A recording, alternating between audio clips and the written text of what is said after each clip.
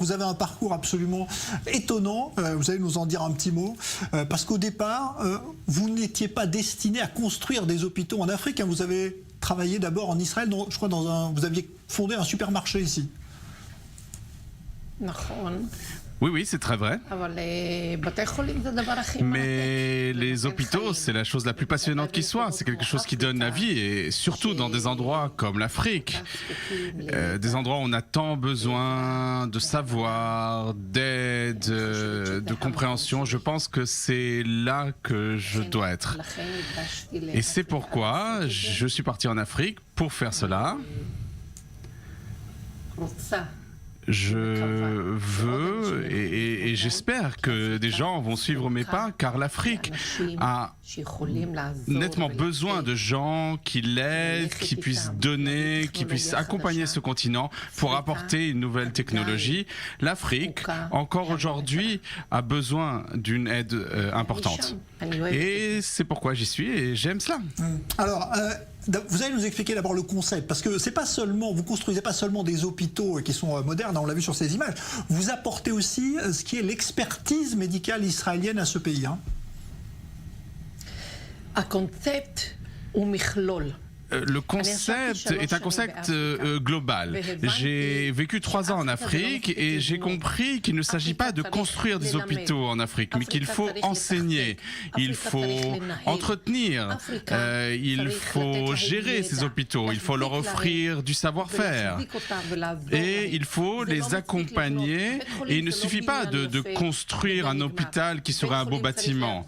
Lorsqu'on construit un hôpital, il faut aussi offrir de bons services médicaux, des services médicaux avancés avec toutes les technologies qui existent et les enseigner, et nous y parvenons depuis de nombreuses années. Alors la Guinée équatoriale, c'est un pays qui est touché aujourd'hui par le coronavirus. C'est là qu'on voit l'importance justement hein, d'avoir des hôpitaux modernes, ce qui est le cas de ce pays qui lui permet de résister par exemple à cette pandémie de coronavirus.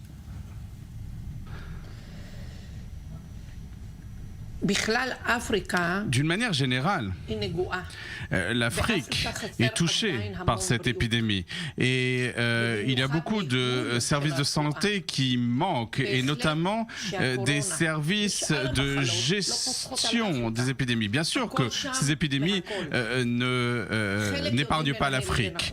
Certains pays savent bien gérer la situation, mais de nombreux pays ne savent pas bien le faire. Et c'est pourquoi, avec le temps, on va avoir des chiffres qui ne vont pas être très bons en provenance d'Afrique, parce que moi je ne gère pas tout ce qui se passe en Afrique, moi je ne m'occupe que d'un petit pays d'Afrique, mais c'est sûr que tout le monde n'est pas capable de bien gérer la situation, et ça n'est pas seulement le coronavirus, la plupart des épidémies sont présentes en Afrique.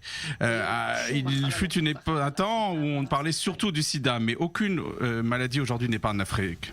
Alors vous avez une vraie histoire d'amour avec ce pays, la Guinée équatoriale, puisque vous êtes également la consule honoraire de Guinée équatoriale en Israël. C'est-à-dire qu'il y a une relation dans les deux sens entre vous et ce pays, entre Israël et ce pays.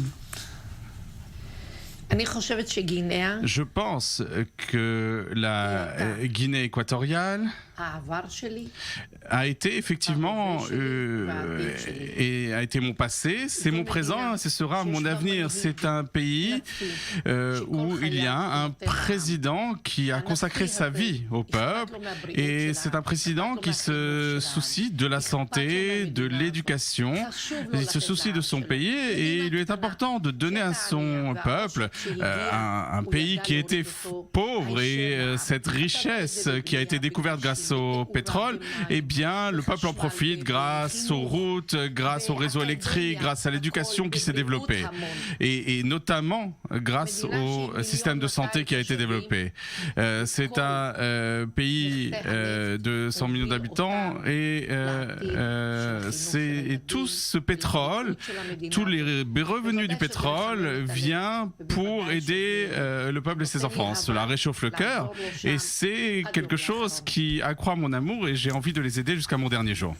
Quelle est l'image d'Israël justement quand vous êtes arrivé là-bas? Comment Israël était perçu dans ce pays, et quelle image en ont-ils aujourd'hui? Il me semble qu'en Guinée équatoriale et en Afrique de manière générale, Israël a une très bonne image. Ils pensent que nous sommes un peuple intelligent qui dispose de nombreuses technologies, qui aide aider les autres. Et je pense que les dirigeants israéliens n'ont pas encore relevé le défi qui les attend en Afrique. Ils donnent l'avantage à tel ou tel président de tel et tel pays. Or, l'Afrique a, de manière générale, a beaucoup de respect pour Israël et cela va augmenter si Israël sait répondre à ce respect. Si les Israéliens, de leur côté, savent avoir de l'estime pour l'Afrique sans considérer l'Afrique comme un point quelconque sur la carte du monde, eh bien, et s'ils considèrent l'Afrique comme une puissance, parce que l'Afrique est une véritable grande puissance, eh bien, cela bénéficiera nettement à Israël. Et c'est un continent aussi qui a beaucoup de votes à l'ONU. Il suffit que les dirigeants israéliens relèvent le défi, parce que l'Afrique fait partie du village global, et l'Afrique n'est pas eh bien, un continent oublié aujourd'hui. L'Afrique est présente sur les réseaux sociaux, est présente dans le monde, est présente sur ce village global. Et il faut relever le défi de l'Afrique aujourd'hui, et cela bénéficiera grandement à Israël, parce que les gens en Afrique sont favorables à Israël. Ouais, et c'est vrai d'ailleurs qu'i24 News en est un peu l'exemple aussi, parce qu'on est très suivi en Afrique et on est très heureux de cela. Alors un dernier mot, parce que vous êtes une femme d'action aussi, ce qui est complètement fou, c'est que vous avez été citée dans une affaire un peu rocambolesque. C'est cet ancien ministre Gonen Segev d'Israël qui a été arrêté en Afrique pour espionnage au profit de l'Iran. Et vous avez joué un rôle dans cette opération, hein. Je ne veux pas beaucoup parler de cette affaire. Et Dieu merci, il est là où il doit être aujourd'hui. Il est en prison, c'est ça l'essentiel. Quel a été mon rôle ou quel n'a pas été mon rôle, ça n'est pas d'importance. Ce qui est important, c'est qu'il a eu son dû, et les gens qui portent atteinte à Israël n'ont pas le droit à la liberté. Voilà, bon, on comprend que c'est une affaire effectivement très sensible, mais en tout cas, vous avez été cité dans cette histoire. Un dernier mot, Yardena Ovadia. Vous êtes en Guinée équatoriale. Il y a d'autres pays où vous pourriez aller, où votre groupe pourrait s'implanter? Oui, bien sûr. Je suis présente aussi au Togo et au Congo-Brazzaville.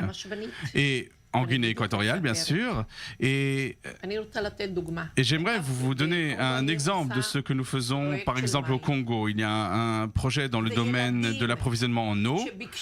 Ce sont des enfants qui se sont adressés à moi, puisque je reçois des lettres d'enfants de 6 ans, de 9 ans, qui veulent avoir l'eau courante chez eux, pour qu'ils puissent se laver avant d'aller à l'école, pour prendre une douche, et ne pas avoir besoin de la pluie, parce qu'en général, c'est quand il pleut, on se douche, et quand il ne pleut pas, on ne se douche pas.